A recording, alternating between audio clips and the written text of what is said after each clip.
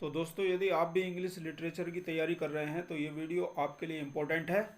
आज के इस वीडियो में हम डिस्कस करते हैं about Alfred Lord Tennyson, family members of Alfred Lord Tennyson's के बारे में डिस्कस करते हैं और उनसे रिलेटेड इम्पोर्टेंट पॉइंट्स के बारे में जानते हैं। दोस्तों, मेरा नाम है विष्णु और आप देख पा रहे हैं विपुल क्लासेस।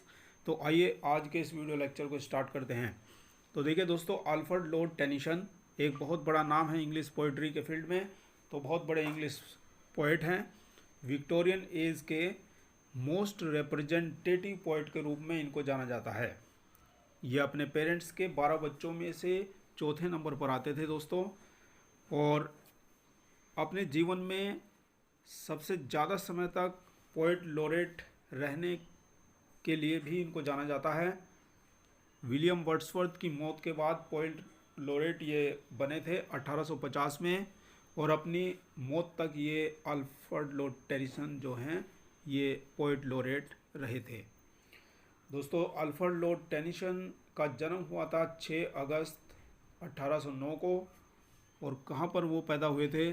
उनका जो जन्म हुआ था वो समर्सबी, लिंकनशायर, यूनाइटेड किंगडम में हुआ था। दोस्तों, इनके पिता का नाम था जॉर्ज क्लेटन टेनिसन और इनकी माता का नाम था दोस्तों एलिजाबेथ फिच। इनकी वाइफ का नाम था दोस्तों इमिली शेलवुड। और दोस्तों, जब ये कैम्ब्रिज यूनिवर्सिटी में गए थे पढ़ने के लिए तो वहाँ पर उनकी मुलाकात आर्थर हेनरी हेलम से हुई थी दोस्तों, जो उनके सबसे बेहतरीन दोस्त बने थे, यानी बेस्ट फ्रेंड उनके हेनरी हेलम थे। दोस्तों, उनके 2 बेटे थे और बड़े बेटे का नाम उन्होंने अपने फ्रेंड आर्थर हेनरी हेलम के नाम के ऊपर रख दिया था। बड़े बेटे का नाम उन्होंने रखा था हेलम टेनिसन और छोटे बेटे का नाम था बैरन टेनिसन। अब डिस्कस करते हैं दोस्तों उनके सिबलिंग्स के बारे में। वैसे तो जैसे मैंने आपको अभी बताया कि 12 भाई बहन थे, उनमें चौथे नंबर पर आते थे अल्फ्रेड टेनिसन। लेकिन जो इम्पोर्टेंट है वो उनके भाई हैं Frederick Tennyson, Charles Tennyson, Turner, और उनकी बहन थी दोस्तों इमिलिया टेनिसन और एडवर्ड टेनिसन। ये उनके सिबलिंग्स थे।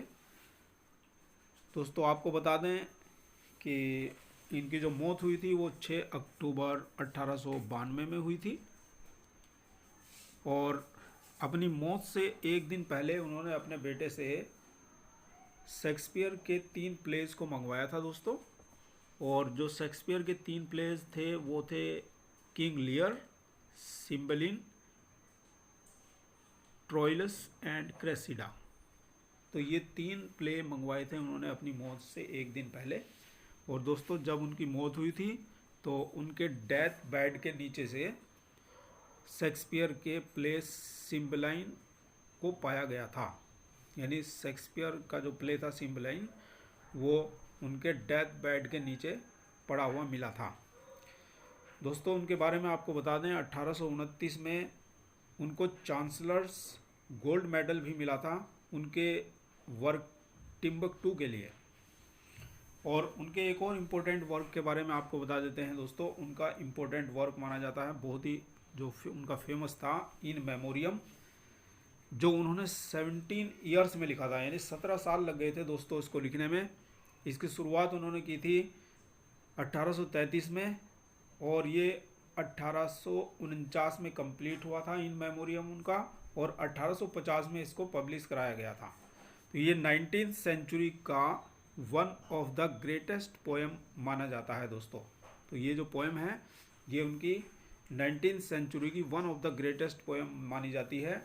और ये पोएम एक इलेजी है। और आपको बता दें दोस्तों, उन्होंने अपने फ्रेंड आर्थर हेनरी हेलम की मौत पर इसको लिखा था। और लिखने से पहले जब उन्होंने इसको टाइटल दिया था दोस्तों, यानी इसका जो ओरिजिनल टाइटल दिया था उन्होंने, वो ओरिजिनल टाइटल दिया था the way of the soul. तो ये भी कई बार एग्जाम में पूछा जाता है दोस्तों। तो ये इंपॉर्टेंट पॉइंट्स है जो आपको याद रखने हैं। और क्वीन विक्टोरिया को ये बहुत ज़्यादा पसंद थी पोएम दोस्तों इन मेमोरियम। दोस्तों क्वीन विक्टोरिया को इन मेमोरियम पोएम बहुत ज़्यादा पसंद थी, उनकी फेवरेट पोएम थी, इसलिए उन्होंने इस पोएम को कहा था नेक्स्ट टू द बाइबल। और ये कई बार एग्जामिनेशन में पूछा जाता है, तो ये मोस्ट इम्पोर्टेंट पॉइंट है, आपको याद रखना है दोस्तों। तो दोस्तों इस वीडियो को यहीं पर करते हैं समाप्त। ये वीडियो आपको कैसा लगा कमेंट सेक्शन में ज़रूर कमेंट करके बताएं। और यदि आप इसी प्रकार से लिटरेचर पढ़ना चाहते हैं तो मेरे साथ विपुल क्लासेस को कर लीजिए subscribe. Thank you very much for watching this video. मिलते हैं किसी और नेक्स्ट वीडियो।